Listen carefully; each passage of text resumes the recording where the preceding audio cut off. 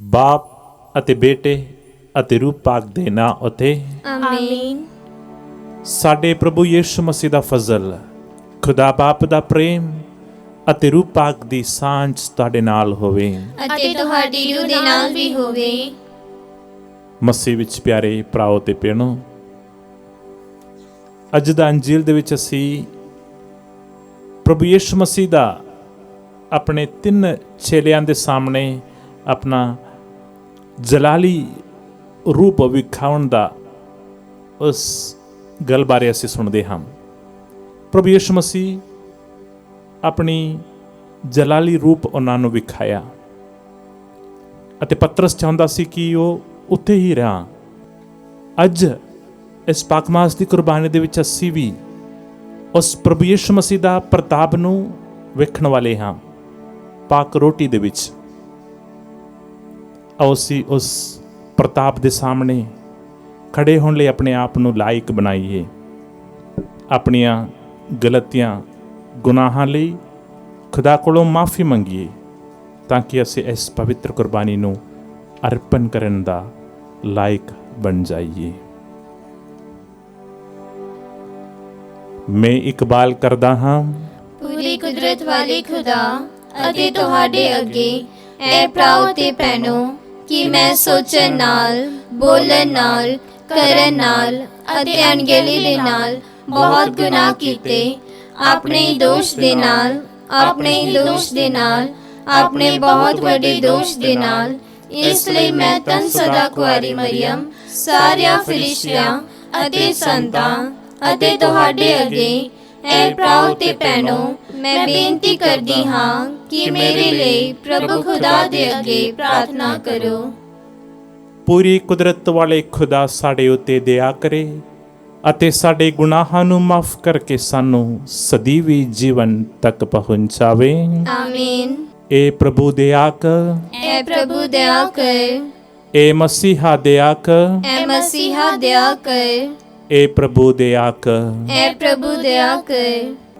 ਅਸੀਂ ਪ੍ਰਾਰਥਨਾ ਕਰੀਏ। ਏ ਖੁਦਾ, ਤੂੰ ਸਾਨੂੰ ਸਿਖਾਇਆ ਹੈ ਕਿ ਤੂੰ ਉਹਨਾਂ ਦੇ ਦਿਲਾਂ ਵਿੱਚ ਵਾਸ ਕਰੇਗਾ ਜੋ ਨੇਕ ਅਤੇ ਇਮਾਨਦਾਰ ਹਨ। ਬਖਸ਼ ਦੇ ਕਿ ਤੇਰੇ ਫਜ਼ਲ ਨਾਲ ਅਸੀਂ ਤੇਰੇ ਮਨਪਸੰਦ ਡੇਰੇ ਬਣ ਜਾਈਏ। ਸਾਡੇ ਪ੍ਰਭੂ ਯਿਸੂ ਮਸੀਹ ਤੇਰੇ ਬੇਟੇ ਦੇ ਰਾਹੀਂ ਜੋ ਤੇਰੇ ਨਾਲ रूह पाक ਦੀ ਏਕਤਾ ਵਿੱਚ ਇੱਕ ਖੁਦਾ ਜੀਵਨ ਦਾ ਅਤੇ ਰਾਜ ਕਰਦਾ ਹੈ, ਸਦਾ ਤੋਂ ਸਦਾ ਤੀਕ ਆਮੀਨ। पाठ पहला संत याकूब दा पत्र, उसका 3 बाब 1 ਤੋਂ 10 आयत तक। ਮੇਰੇ ਭਰਾਵੋ, ਤੁਹਾਡੇ ਵਿੱਚੋਂ ਬਹੁਤ ਸਾਰੇ ਸਿੱਖਿਅਕ ਨਾ ਬਣੋ, ਕਿਉਂਕਿ ਤੁਸੀਂ ਜਾਣਦੇ ਹੋ ਕਿ ਅਸੀਂ ਜੋ ਸਿੱਖਿਅਕ ਹਾਂ ਸਾਡਾ ਨਿਆਂ ਦੂਜਿਆਂ ਨਾਲੋਂ ਅਧਿਕ ਸਖਤੀ ਨਾਲ ਹੋਵੇਗਾ। ਸਾਡੇ ਸਭ ਕੋਲੋਂ ਬਾਰ-ਬਾਰ ਗਲਤੀ ਹੁੰਦੀ ਹੈ। ਜੋ ਆਦਮੀ ਬੋਲਣ ਵਿੱਚ ਗਲਤੀ ਨਹੀਂ ਕਰਦਾ ਹੈ ਉਹ ਪੂਰਨ ਆਦਮੀ ਹੈ। ਇਹੋ ਜਿਹਾ ਆਦਮੀ ਆਪਣੇ ਸਾਰੇ ਸਰੀਰ ਨੂੰ ਕਾਬੂ ਵਿੱਚ ਰੱਖ ਸਕਦਾ ਹੈ। ਅਸੀਂ ਕੋੜੇ ਨੂੰ ਕਾਬੂ ਰੱਖਣ ਲਈ ਉਸ ਦੇ ਮੂੰਹ ਵਿੱਚ ਲਗਾਮ ਪਾ ਦਿੰਦੇ ਹਾਂ ਤਾਂ ਫਿਰ ਅਸੀਂ ਉਸ ਨੂੰ ਜਿਸ ਪਾਸੇ ਵੀ ਚਾਹੀਏ ਮੋੜ ਸਕਦੇ ਹਾਂ। ਇਸ ਤਰ੍ਹਾਂ ਤੁਸੀਂ ਸਮੁੰਦਰੀ ਜਹਾਜ਼ ਦੀ ਉਦਾਹਰਣ ਵੀ ਲੈ ਸਕਦੇ ਹੋ। ਬੇਸ਼ੱਕ ਉਹ ਬਹੁਤ ਵੱਡਾ ਹੁੰਦਾ ਹੈ ਅਤੇ ਤੇਜ਼ ਹਵਾ ਨਾਲ ਚੱਲਦਾ ਹੈ, ਪਰ ਫਿਰ ਵੀ ਛੋਟੀ ਜਿਹੀ ਪਤਵਾਰ ਰਾਹੀਂ ਮਲਾ ਉਸ ਨੂੰ ਜਿਸ ਪਾਸੇ ਚਾਹੇ ਲੈ ਜਾ ਸਕਦਾ ਹੈ। ਇਹੋ ਹਾਲ ਜੀਭ ਦਾ ਵੀ ਹੈ। ਬੇਸ਼ੱਕ ਇਹ ਹੁੰਦੀ ਤਾਂ ਛੋਟੀ ਜਿਹੀ ਹੈ, ਪਰ ਗੱਲ ਬਹੁਤ ਵੱਡੀਆਂ ਕਰਦੀ ਹੈ। ਜੰਗਲ ਕਿੰਨਾ ਵੱਡਾ ਹੁੰਦਾ ਹੈ, ਪਰ ਛੋਟੀ ਜਿਹੀ ਅੱਗ ਦੀ ਚਿੰਗਾਰੀ ਉਸ ਨੂੰ ਸਾੜ ਦਿੰਦੀ ਹੈ। ਜੀਭ ਵੀ ਅੱਗ ਦੀ ਤਰ੍ਹਾਂ ਹੈ ਜਿਸ ਵਿੱਚ ਬੁਰਾਈ ਦਾ ਪੂਰਾ ਸੰਸਾਰ ਹੈ। ਸਾਡੇ ਸਰੀਰ ਦੇ ਅੰਗਾਂ ਵਿੱਚ ਜੀਭ ਇੱਕ ਇਹੋ ਜਿਹਾ ਅੰਗ ਹੈ ਜੋ ਸਾਡੇ ਸਰੀਰ ਨੂੰ ਭ੍ਰਸ਼ਟ ਕਰਦਾ ਹੈ। ਇਹ ਆਪਣੀ ਅੱਗ ਨਰਕ ਕੁੰਡ ਵਿੱਚੋਂ ਪ੍ਰਾਪਤ ਕਰਦੀ ਹੈ ਅਤੇ ਇਹ ਸਾਡੇ ਸਾਰੇ ਸਰੀਰ ਨੂੰ ਅੱਗ ਵਿੱਚ ਘੇਰੀ ਰੱਖਦੀ ਹੈ।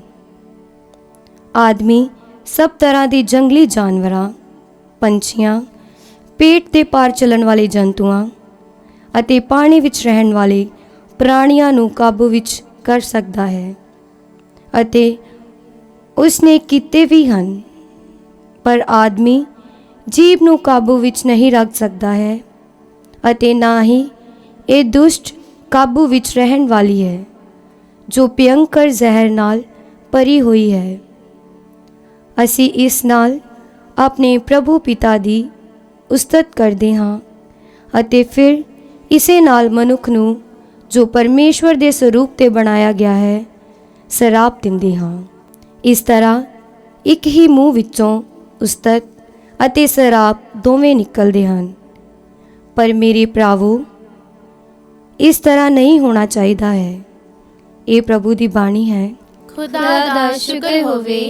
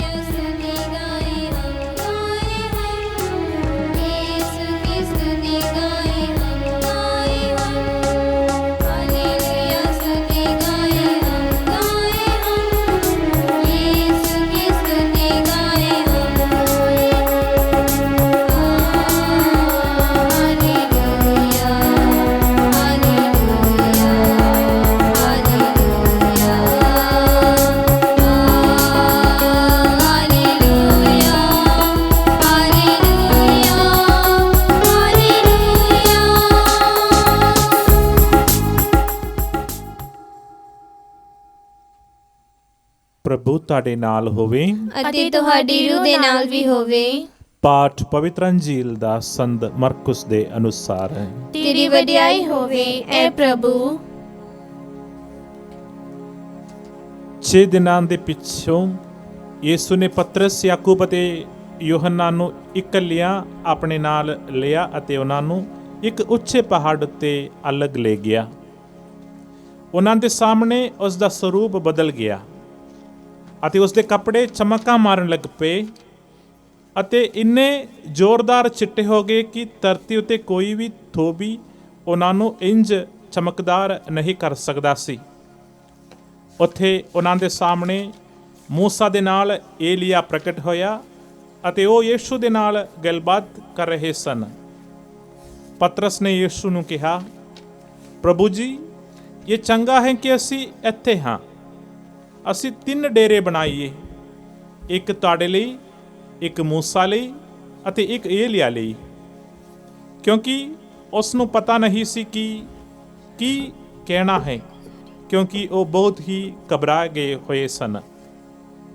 ਤਦ ਇੱਕ ਬੱਦਲ ਉਹਨਾਂ ਉੱਤੇ ਛਾ ਗਿਆ ਅਤੇ ਬੱਦਲ ਵਿੱਚੋਂ ਇੱਕ ਆਵਾਜ਼ ਆਈ, ਇਹ ਮੇਰਾ ਪਿਆਰਾ ਬੇਟਾ ਹੈ, ਇਸ ਦੀ ਸੁਣੋ। ਅਚਾਨਕ ਜਦੋਂ ਚੇਲਿਆਂ ਨੇ ਆਪਣੇ ਆਲੇ ਦੁਆਲੇ ਨਜ਼ਰ ਮਾਰੀ ਤਾਂ ਉਹਨਾਂ ਨੇ ਆਪਣੇ ਲਾਗੇ ਕਿਸੇ ਨੂੰ ਨਾ ਵੇਖਿਆ, ਸਗੋਂ ਯਿਸੂ ਨੂੰ ਇਕੱਲਿਆਂ ਹੀ। ਪ੍ਰਭੂ ਦੀ ਅੰਜੀਲ। ਤੇਰੀ ਮਹਿਮਾ ਹੋਵੇ ਐ ਮਸੀਹਾ। ਮਸੀਹ ਵਿੱਚ ਪਿਆਰੇ ਭਰਾਵੋ ਤੇ ਭੈਣੋ, ਪਵਿੱਤਰ ਬਾਈਬਲ ਦੇ ਵਿੱਚ ਅਸੀਂ ਵੇਖਦੇ ਹਾਂ ਇਨਸਾਨ ਨੂੰ ਖੁਦਾ ਦਾ ਅਨੁਭਵ ਪਹਾੜਾਂ ਦੇ ਉੱਤੇ ਹੁੰਦਾ ਹੈ। 2 ਉਦਾਹਰਣ ਮੈਂ ਦੇ ਸਕਦਾ ਹਾਂ। ਮੂਸਾ ਨਬੀ ਸਿਨਾਈ ਪਹਾੜ ਉੱਤੇ ਯਹੋਵਾ ਪਰਮੇਸ਼ਵਰ ਦਾ ਪ੍ਰਤਾਪ ਨੂੰ ਵੇਖਦਾ ਹੈ ਅਤੇ ਯਹੋਵਾ ਪਰਮੇਸ਼ਵਰ ਉਸ ਨੂੰ ਨੇਮ ਦਿੰਦਾ ਹੈ ਸਿਨਾਈ ਪਹਾੜ ਉੱਤੇ।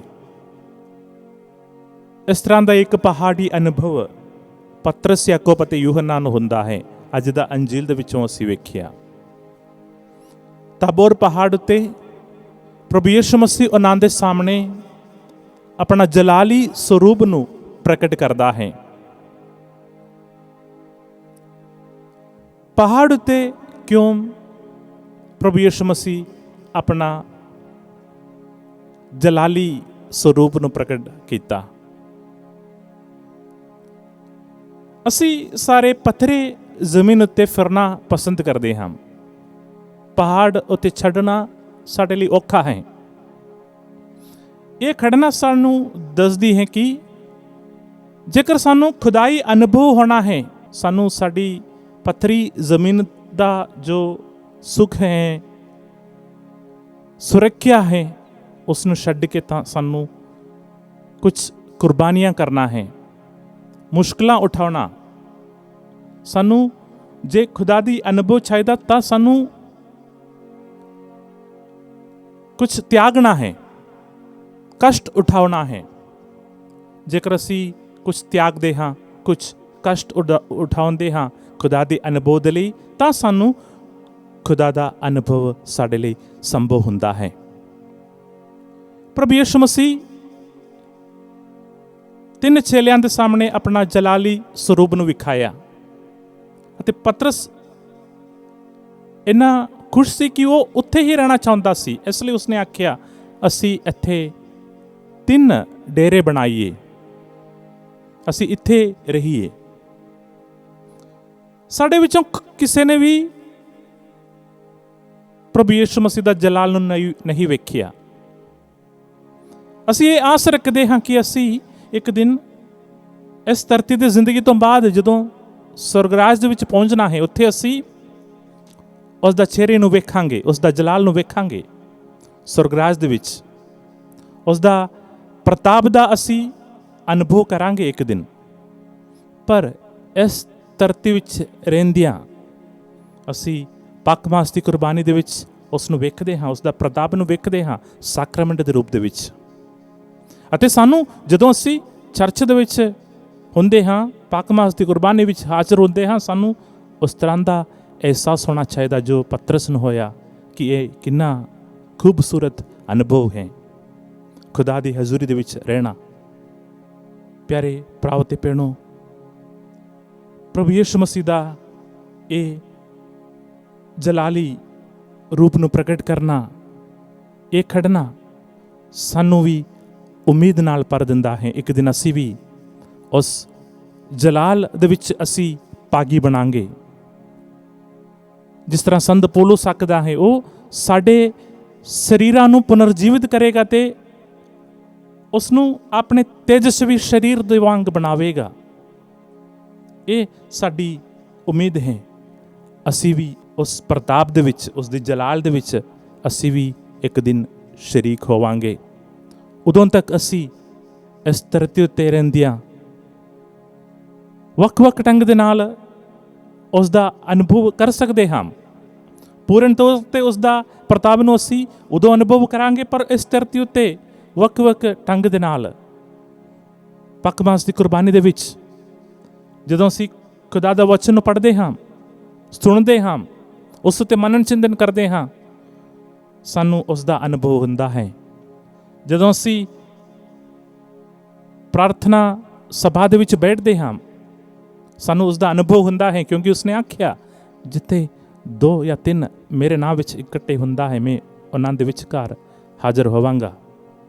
ਜਦੋਂ ਅਸੀਂ ਇੱਕ ਦੂਸਰੇ ਨੂੰ ਮਿਲਦੇ ਹਾਂ, ਅਸੀਂ ਉਸ ਦਾ ਅਨੁਭਵ ਸੱਚਮੁੱਚ ਕਰਦੇ ਹਾਂ, ਕਿਉਂਕਿ ਉਸਨੇ ਆਖਿਆ, ਜਦੋਂ ਵੀ ਤੁਸੀਂ ਇਹਨਾਂ ਛੋਟੇ ਤੋਂ ਛੋਟੇ ਭਰਾਵਾਂ ਨਾਲ ਜੋ ਕੁਝ ਵੀ ਕੀਤਾ, ਤੁਸੀਂ ਅਸਲ ਦੇ ਵਿੱਚ ਮੇਰੇ ਨਾਲ ਕੀਤਾ। ਪਿਆਰੇ ਭਰਾਓ ਤੇ ਭੈਣੋ, ਇਸ ਉਮੀਦ ਦੇ ਨਾਲ, ਇਸ ਵਿਸ਼ਵਾਸ ਦੇ ਨਾਲ ਕਿ ਅਸੀਂ ਇੱਕ ਦਿਨ ਉਸ ਦੀ ਜਲਾਲ ਦੇ ਵਿੱਚ ਭਾਗੀ ਹੋਵਾਂਗੇ, ਇਸ ਵਿਸ਼ਵਾਸ ਦੇ ਨਾਲ ਅਸੀਂ ਇਸ ਧਰਤੀ ਉੱਤੇ ਰਹਿੰਦਿਆਂ ਆਪਣੇ ਈਮਾਨ ਨੂੰ ਮਜ਼ਬੂਤ ਕਰੀਏ, ਉਮੀਦ ਦੇ ਨਾਲ ਜ਼ਿੰਦਗੀ ਬਿਤਾਈਏ। ਖੁਦਾ ਅਸਾਂ ਸਾਰਿਆਂ ਨੂੰ ਬਰਕਤ ਦੇਵੇ।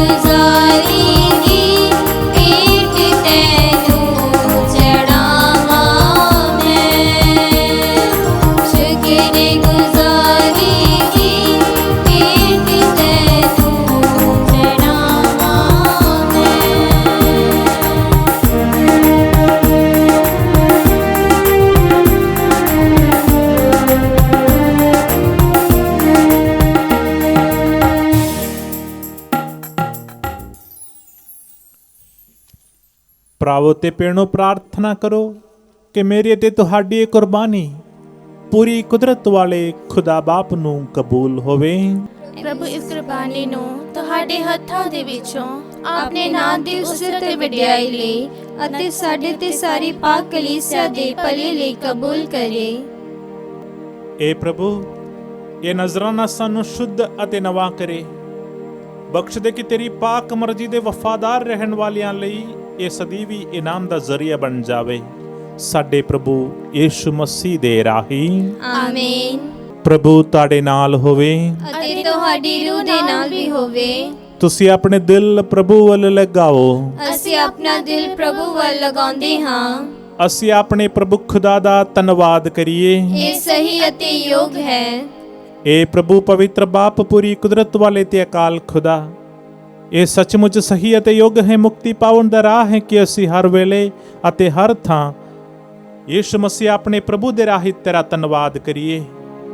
ਉਹ ਤੇਰਾ ਸ਼ਬਦ ਹੈ, ਉਸ ਦੇ ਰਾਹੀਂ ਤੂੰ ਸਾਰੀਆਂ ਚੀਜ਼ਾਂ ਨੂੰ ਬਣਾਇਆ, ਜਿਸ ਨੂੰ ਤੂੰ ਸਾਡਾ ਮੁਕਤੀਦਾਤਾ ਤੇ ਨਜਾਤ ਬਖਸ਼ਣ ਵਾਲੇ ਵਜੋਂ ਭੇਜਿਆ, ਜਿਸ ਨੇ ਰੂਪ ਪਾਕ ਦੇ ਰਾਹੀਂ ਦੇ ਤਾਰ ਕੇ ਇੱਕ ਵਾਰੀ ਤੋਂ ਜਨਮ ਲਿਆ, ਤੇਰੀ ਪਾਕ ਮਰਜ਼ੀ ਪੂਰੀ ਕਰਦਿਆਂ ਤੇਰੇ ਲਈ ਇੱਕ ਪਾਕ ਕੌਮ ਨੂੰ ਹਾਸਲ ਕਰਕੇ ਉਸਨੇ ਆਪਣੀਆਂ ਬਾਹਾਂ ਪਸਾਰ ਕੇ ਦੁੱਖ ਤਸੀਹੇ ਛੱਲੇ, ਤਾਂ ਜੋ ਉਹ ਮੌਤ ਦਾ ਨਾਸ਼ ਕਰੇ ਅਤੇ ਜੀ ਉੱਠਣ ਨੂੰ ਪ੍ਰਗਟ ਕਰੇ।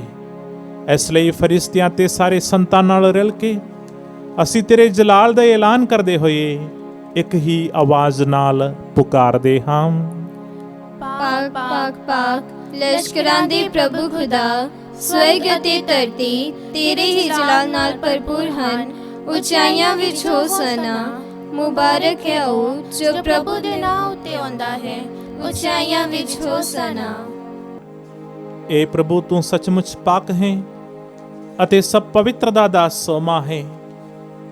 ਇਸ ਲਈ ਅਸੀਂ ਬੇਨਤੀ ਕਰਦੇ ਹਾਂ ਕਿ ਜਿਸ ਤਰ੍ਹਾਂ ਤਰੇਲ ਪੈਂਦੀ ਹੈ, ਉਸੇ ਤਰ੍ਹਾਂ ਤੂੰ ਆਪਣੇ ਰੂਹ ਪਾਕ ਨੂੰ ਭੇਜ ਕੇ ਇਹਨਾਂ ਨਜ਼ਰਾਨਿਆਂ ਨੂੰ ਪਵਿੱਤਰ ਕਰ, ਤਾਂ ਜੋ ਇਹ ਸਾਡੇ ਲਈ ਸਾਡੇ ਪ੍ਰਭੂ ਯਿਸੂ ਮਸੀਹ ਦਾ ਬਦਨ ਅਤੇ ਲਹੂ ਬਣ ਜਾਵੇ। ਉਸਨੇ ਆਪਣੀ ਮਰਜ਼ੀ ਨਾਲ ਆਪਣੇ ਆਪ ਨੂੰ ਦੁੱਖ ਤਸੀਹਿਆਂ ਲਈ ਸੌਂਪਦੇ ਹੋਏ ਰੋਟੀ ਲਈ ਧੰਨਵਾਦ ਕਰਦਿਆਂ ਰੋਟੀ ਤੋੜੀ ਅਤੇ ਆਪਣੇ ਚੇਲਿਆਂ ਨੂੰ ਦਿੱਤੀ, ਇਹ ਕਹਿੰਦੇ ਹੋਏ, ਤੁਸੀਂ ਸਾਰੇ ਇਹ ਲਵੋ ਅਤੇ ਇਸ ਵਿੱਚੋਂ ਖਾਓ, ਕਿਉਂ ਜੋ ਇਹ ਮੇਰਾ ਬਦਨ ਹੈ ਜਿਹੜਾ ਤੁਹਾਡੇ ਲਈ ਕੁਰਬਾਨ ਕੀਤਾ ਜਾਵੇਗਾ।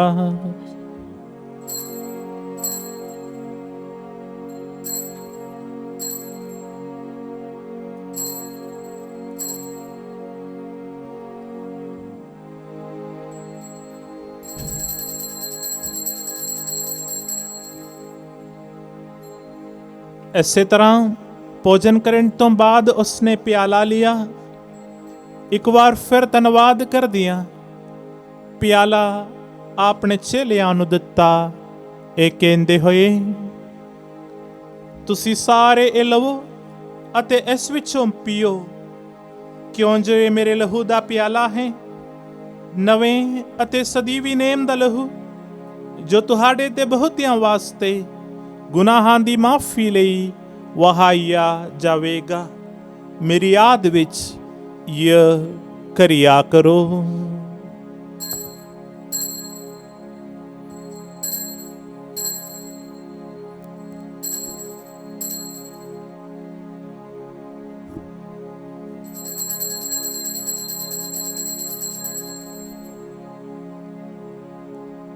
ਈਮਾਨ ਦਾ ਭੇਦ। ਏ ਪ੍ਰਭੂ, ਅਸੀਂ ਤੇਰੀ ਮੌਤ ਦਾ ਐਲਾਨ ਕਰਦੇ ਹਾਂ ਅਤੇ ਤੇਰੇ ਜੀ ਉੱਠਣ ਦੀ ਮੁਨਾਦੀ ਕਰਦੇ ਹਾਂ ਜਦ ਤੱਕ ਤੂੰ ਫਿਰ ਆਵੇਂਗਾ। ਏ ਪ੍ਰਭੂ, ਅਸੀਂ ਯਿਸੂ ਮਸੀਹ ਦੀ ਮੌਤ ਤੇ ਉਸ ਦੇ ਜੀ ਉੱਠਣ ਦੀ ਯਾਦਗਾਰੀ ਨੂੰ ਮਨਾਉਂਦੇ ਹੋਏ ਤੈਨੂੰ ਜੀਵਨ ਦੀ ਰੋਟੀ ਅਤੇ ਮੁਕਤੀ ਦਾ ਪਿਆਲਾ ਚੜਾਉਂਦੇ ਹਾਂ। ਅਸੀਂ ਤੇਰਾ ਧੰਨਵਾਦ ਕਰਦੇ ਹਾਂ ਕਿਉਂਕਿ ਤੂੰ ਸਾਨੂੰ ਇਸ ਯੋਗ ਠਹਿਰਾਇਆ ਕਿ ਅਸੀਂ ਤੇਰੀ ਹਜ਼ੂਰੀ ਵਿੱਚ ਦਾਖਲ ਹੋ ਕੇ ਤੇਰੀ ਸੇਵਾ ਕਰੀਏ। ਅਸੀਂ ਹਲੀਮੀ ਨਾਲ ਦੁਆ ਕਰਦੇ ਹਾਂ ਕਿ ਮਸੀਹ ਦੇ ਬਦਨ ਅਤੇ ਲਹੂ ਵਿੱਚ ਹਿੱਸਾ ਲੈਣ ਦੁਆਰਾ ਅਸੀਂ ਰੂਹ ਪਾਕ ਦੇ ਰਾਹੀਂ ਏਕਤਾ ਵਿੱਚ ਬਚੇ ਰਹੀਏ। ਇਹ ਪ੍ਰਭੂ, ਸਾਰੀ ਧਰਤੀ ਉੱਤੇ ਫੈਲੀ ਹੋਈ ਆਪਣੀ ਕਲੀਸਿਆ ਨੂੰ ਯਾਦ ਕਰ ਅਤੇ ਉਸ ਨੂੰ ਸਾਡੇ ਸੰਤ ਪਾਪਾ ਫਰਾਂਸਿਸ, ਸਾਡੇ ਬਿਸ਼ਪਾਂ ਫ੍ਰੈਂਕੋ ਦੇ ਅਗਨੈਲੋ, ਅਤੇ ਸਾਰੇ ਪੁਰੋਹਿਤਾਂ ਨਾਲ ਪਿਆਰ ਦੀ ਸੰਪੂਰਨਤਾ ਵਿੱਚ ਕਾਇਮ ਰੱਖ। ਸਾਡੇ ਭੈਣਾਂ ਭਰਾਵਾਂ ਨੂੰ ਵੀ ਯਾਦ ਕਰ ਜਿਹੜੇ ਜੀ ਉੱਠਣ ਦੀ ਉਮੀਦ ਨਾਲ ਸੋ ਗਏ ਹਨ, ਅਤੇ ਉਹਨਾਂ ਸਾਰਿਆਂ ਨੂੰ ਵੀ ਜੋ ਤੇਰੇ ਰਹਿਮ ਵਿੱਚ ਮਰ ਗਏ ਹਨ। ਇਹਨਾਂ ਦਾ ਤੂੰ ਆਪਣੀ ਹਜ਼ੂਰੀ ਦੇ ਚਾਨਣ ਵਿੱਚ ਸਵਾਗਤ ਕਰ। ਏ ਪ੍ਰਭੂ, ਅਸੀਂ ਬੇਨਤੀ ਕਰਦੇ ਹਾਂ ਕਿ ਸਾਡੇ ਸਾਰਿਆਂ ਉੱਤੇ ਦਇਆ ਕਰ, ਤਾਂ ਜੋ ਧੰਨ ਕੁਆਰੀ ਮਰੀਅਮ ਖੁਦਾ ਦੀ ਮਾਂ ਦੇ ਨਾਲ, ਉਸੇ ਕੁਆਰੀ ਦੇ ਮੁਬਾਰਕ ਵਰਸੰਦ ਯੂਸਫ ਦੇ ਨਾਲ, ਧੰਨ ਰਸੂਲਾਂ ਤੇ ਤੇਰੇ ਸਾਰੇ ਸੰਤਾਂ ਨਾਲ, ਜਿਨ੍ਹਾਂ ਨੇ ਸਾਰੇ ਯੁੱਗਾਂ ਵਿੱਚ ਤੈਨੂੰ ਖੁਸ਼ ਕੀਤਾ ਹੈ, ਅਸੀਂ ਸਦੀਵੀ ਜੀਵਨ ਦੇ ਵਾਰਿਸ ਹੋਣ ਦੇ ਹੱਕਦਾਰ ਬਣ ਜਾਵਾਂਗੇ ਅਤੇ ਤੇਰੇ ਬੇਟੇ ਯਿਸੂ ਮਸੀਹ ਦੇ ਰਾਹੀਂ ਤੇਰੀ ਵਡਿਆਈ ਅਤੇ ਉਸਤਤ ਕਰਾਂਗੇ।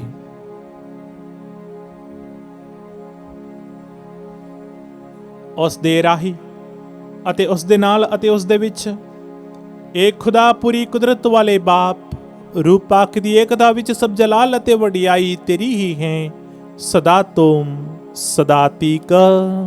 ਆਮੀਨ।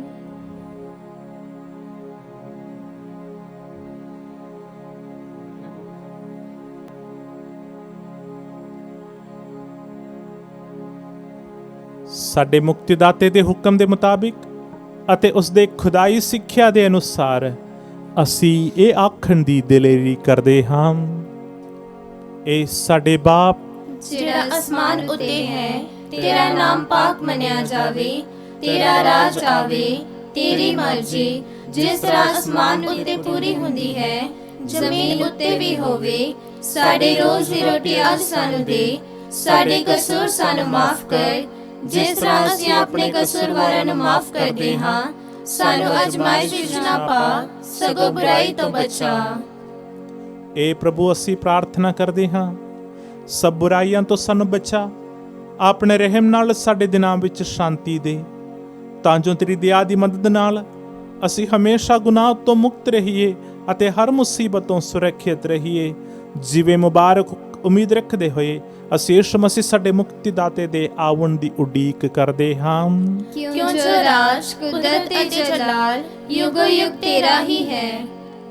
ਏ ਪ੍ਰਭੂ ਯਿਸੂ ਮਸੀਹਾ, ਤੂੰ ਆਪਣੇ ਰਸੂਲਾਂ ਨੂੰ ਆਖਿਆ, ਮੈਂ ਤੁਹਾਨੂੰ ਸ਼ਾਂਤੀ ਦਿੰਦਾ ਹਾਂ, ਆਪਣੀ ਸ਼ਾਂਤੀ ਮੈਂ ਤੁਹਾਨੂੰ ਪ੍ਰਦਾਨ ਕਰਦਾ ਹਾਂ।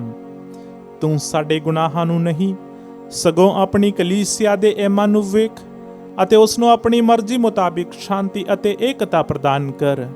ਤੂੰ ਜੋ ਜਿਉਂਦਾ ਤੇ ਰਾਜ ਕਰਦਾ ਹੈ, ਸਦਾ ਤੋਂ ਸਦਾ ਤੀਕ। ਆਮੀਨ।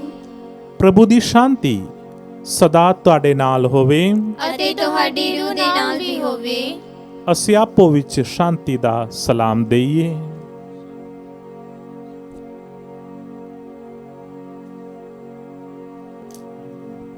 ਐ ਲੀਲੀ ਖੁਦਾ ਦੇ, ਤੂੰ ਜਿਹੜਾ ਦੁਨੀਆ ਦੇ ਗੁਨਾਹ ਚੁੱਕ ਲੈਂਦਾ ਹੈ, ਸਾਡੇ ਉੱਤੇ ਦਇਆ ਕਰ। ਐ ਲੀਲੀ ਖੁਦਾ ਦੇ, ਤੂੰ ਜਿਹੜਾ ਦੁਨੀਆ ਦੇ ਗੁਨਾਹ ਚੁੱਕ ਲੈਂਦਾ ਹੈ, ਸਾਡੇ ਉੱਤੇ ਦਇਆ ਕਰ। ਐ ਲੀਲੀ ਖੁਦਾ ਦੇ, ਤੂੰ ਜਿਹੜਾ ਦੁਨੀਆ ਦੇ ਗੁਨਾਹ ਚੁੱਕ ਲੈਂਦਾ ਹੈ, ਸਾਨੂੰ ਸ਼ਾਂਤੀ ਦੇ। ਦੇਖੋ ਖੁਦਾ ਦਾ ਲੇਲਾ, ਇਹਨੂੰ ਵੇਖੋ, ਜਿਹੜਾ ਦੁਨੀਆ ਦੇ ਗੁਨਾਹ ਚੁੱਕ ਲੈਂਦਾ ਹੈ।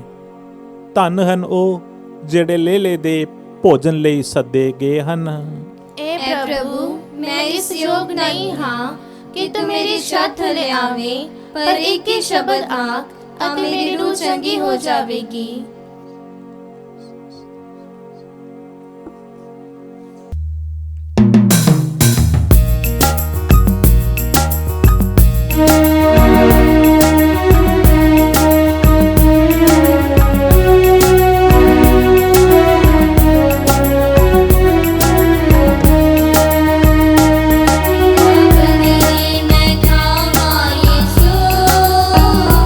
तेरी प्यारी जो दीवार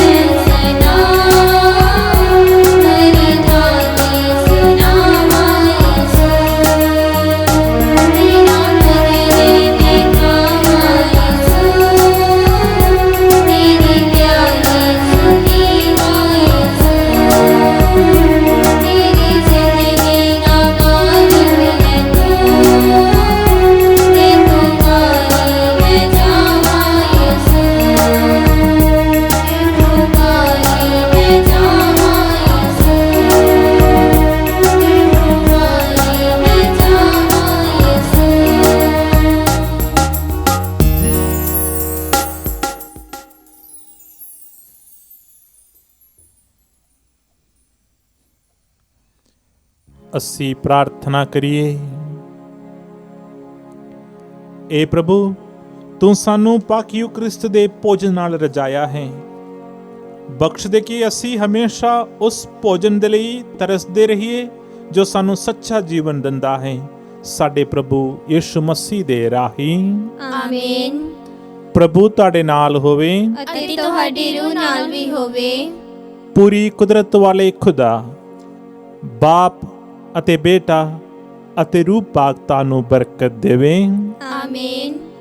ਕੁਰਬਾਨੀ ਚੜਾਈ ਗਈ, ਸ਼ਾਂਤੀ ਨਾਲ ਜਾਓ। ਖੁਦਾ ਦਾ ਸ਼ੁਕਰ ਹੋਵੇ। ਦੁਆ ਯਾਦ ਕਰ ਐ ਨਹਾਇਤ ਮਿਹਰਬਾਨ ਕੁਆਰੀ ਮਰੀਮ, ਭਈ ਕਦੇ ਨਹੀਂ ਸੁਣਿਆ ਗਿਆ ਕਿ ਕੋਈ ਵੀ ਤੇਰੀ ਪਨਾਹ ਲੱਭਦਿਆਂ, ਤੇਰੀ ਮਦਦ ਚਾਹੁੰਦਿਆਂ, ਤੇਰੀ ਸਿਫਾਰਿਸ਼ ਮੰਗਦਿਆਂ ਤੇਰੇ ਤੋਂ ਖਾਲੀ ਗਿਆ ਹੋਵੇ। ਐ ਕੁਆਰੀ ਕੁਆਰਿਆਂ ਦੀ ਅਤੇ ਮੇਰੀ ਮਾਂ, ਮੈਂ ਇਸ ਤਸੱਲੀ ਨਾਲ ਮੈਂ ਤੇਰੇ ਕੋਲ ਨਜ਼ਦੀ ਆਉਂਦੀ ਹਾਂ ਅਤੇ ਤੇਰੇ ਅੱਗੇ ਖਲੋ ਕੇ ਮੈਂ ਗੁਨਾਹੀ ਰੋਂਦੀ ਹਾਂ। ਐ ਦੇ ਤਾਰੇ ਹੋਏ ਕਲਾਮ ਦੀ ਮਾਂ, ਮੇਰੀਆਂ ਅਰਜ਼ਾਂ ਨੂੰ ਕੀ ਨਾ ਜਾਣ, ਸਗੋਂ ਮਿਹਰਬਾਨੀ ਨਾਲ ਸੁਣ ਅਤੇ ਕਬੂਲ ਕਰ। ਆਮੀਨ। ਹਜ਼ਰਤ ਮਰੀਮ ਸ਼ਾਂਤੀ ਦੀ ਰਾਣੀ, ਸਾਡੇ ਲਈ ਦੁਆ ਕਰ।